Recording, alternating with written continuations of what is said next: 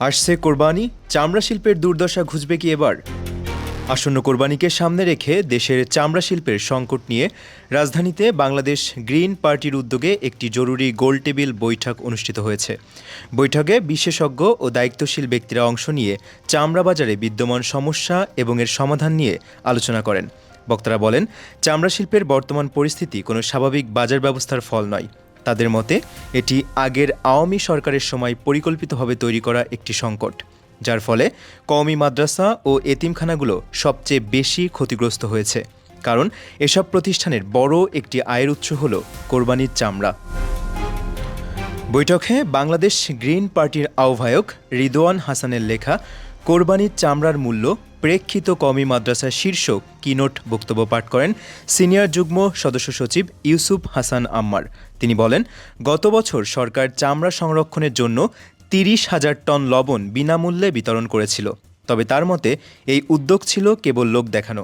এতে প্রকৃত উপকারভোগী না হয়ে বরং মধ্যস্বত্বভোগী ও সিন্ডিকেটই বেশি লাভবান হয়েছে। তিনি আরও বলেন, শুধু লবণ বিতরণ করে সমস্যার সমাধান সম্ভব নয়।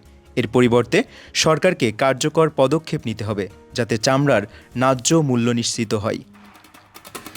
কিনোট বক্তব্যে একটি বিকল্প প্রস্তাবও দেওয়া হয়। এতে বলা হয়, সরকার উপজেলা পর্যায়ে চামড়া সংগ্রহ কেন্দ্র স্থাপন করতে পারে এবং ধান চালের মতো চামড়ার জন্য একটি ন্যূনতম সহায়তা মূল্য নির্ধারণ করতে পারে।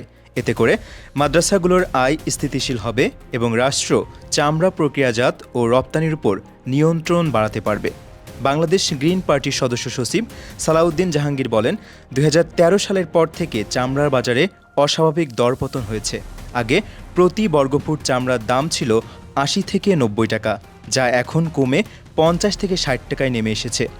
তিনি দাবি করেন, এটি কওমি মাদ্রাসাগুলোকে দুর্বল করার একটি পরিকল্পিত উদ্যোগ। মঞ্জুরুল হক বলেন, বর্তমানে চামড়া শিল্প কিছু ট্যানারি মালিকের নিয়ন্ত্রণে রয়েছে। তাদের কারণে প্রতি বছর মাদ্রাসাগুলো ৩০০ থেকে ৩৫০ কোটি টাকা পর্যন্ত আয় থেকে বঞ্চিত হচ্ছে।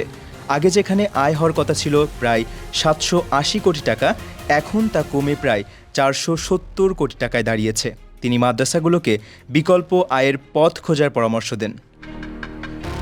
বিশেষজ্ঞ হিসেবে বক্তব্য দেন অধ্যাপক ডক্টর ইশরাত হোসেন। তিনি বলেন, আন্তর্জাতিক বাজারে চামড়ার দাম স্থিতিশীল থাকলেও বাংলাদেশে গত এক দশকে অস্বাভাবিকভাবে দাম কমেছে, যা উদ্বেগজনক।